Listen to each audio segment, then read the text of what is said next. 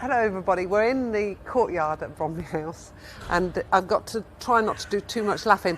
This is the area probably that got the most bashing from the building works. But now, as you can see, the two big sheds that were over there and that were taking up a lot of space have gone.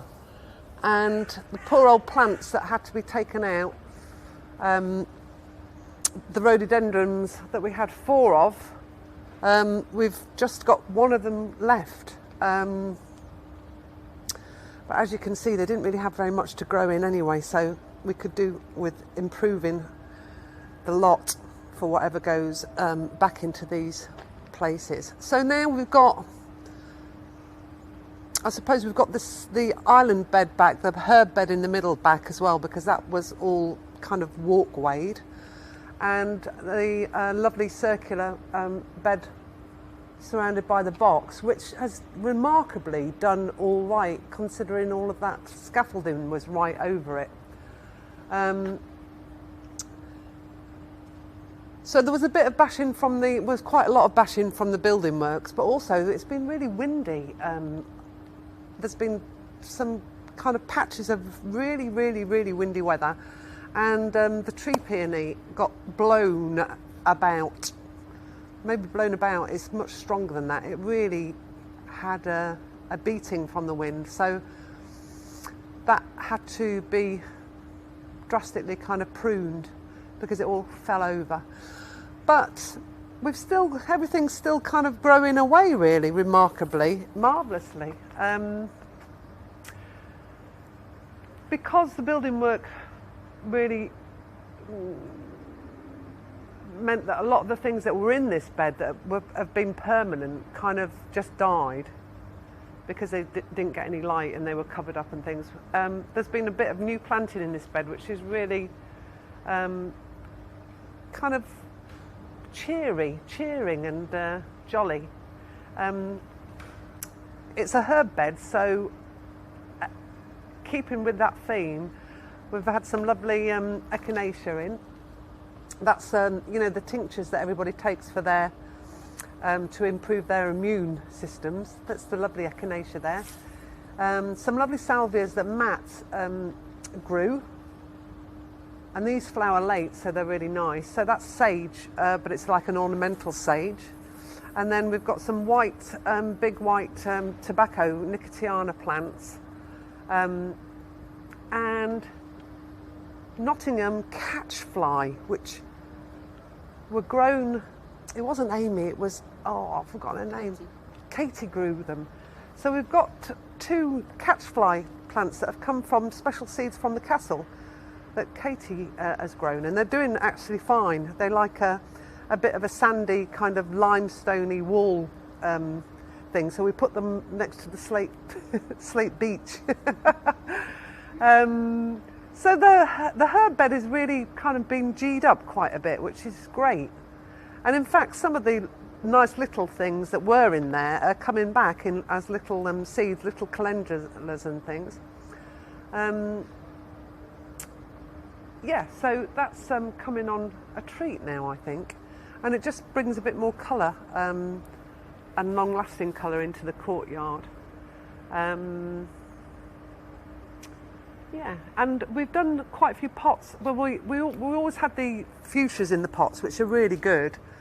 The hardy fuchsias, they've been in pots here for a long time.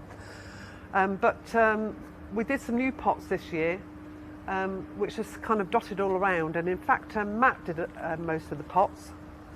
So they all need watering today. Yeah.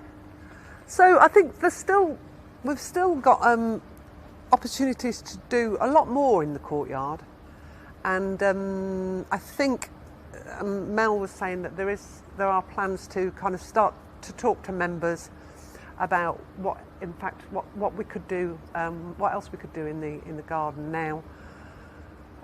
It's clear from that building works, but I think if the lift goes in, we've got to kind of hold off doing anything for now because it could be undone again.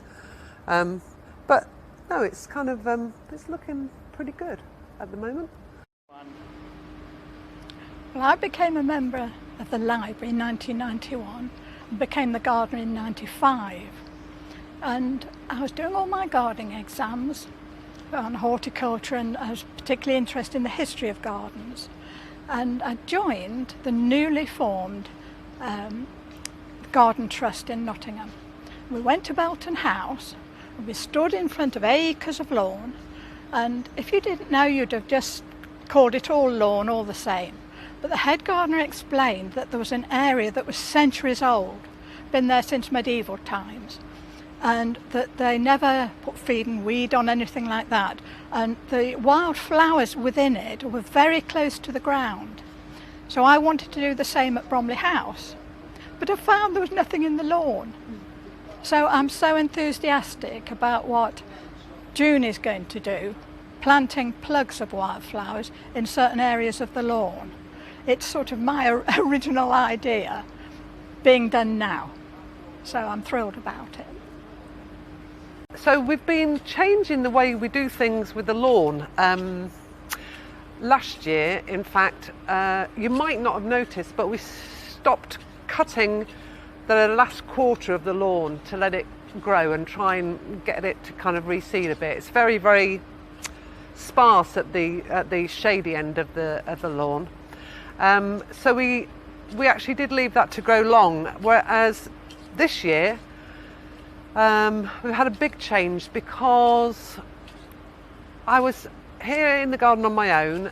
There was no members coming in, so I suppose I thought it was a really good time to try a different way of maintaining the lawn, and particularly to increase its value to wildlife and provide kind of more nectar, really.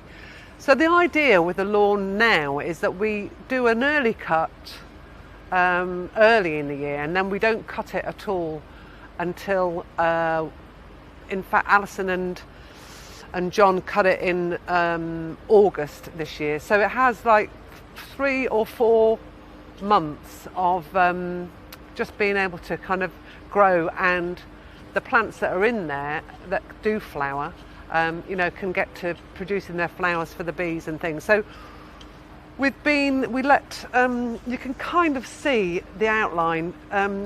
John, who is the person who does a lot of the lawn maintenance, did a nice tidy mow around the edge and then down the middle of the lawn, so that members can still walk and use the lawn, really.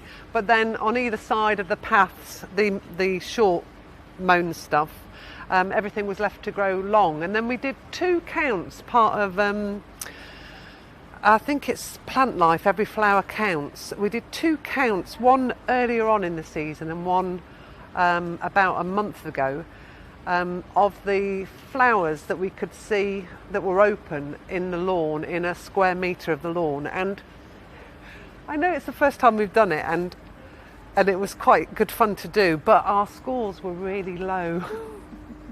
But we did have some nectar producers.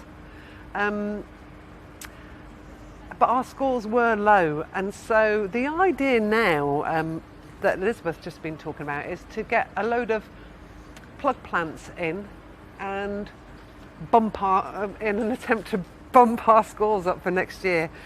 So watch this space. The plugs are coming next week. We're going to be planting 150 wildflower plugs, all sorts of different things. It's going to be marvellous, and it's going to be hard work, but so next year we're going to have the best lawn in the city of Nottingham, if not wider.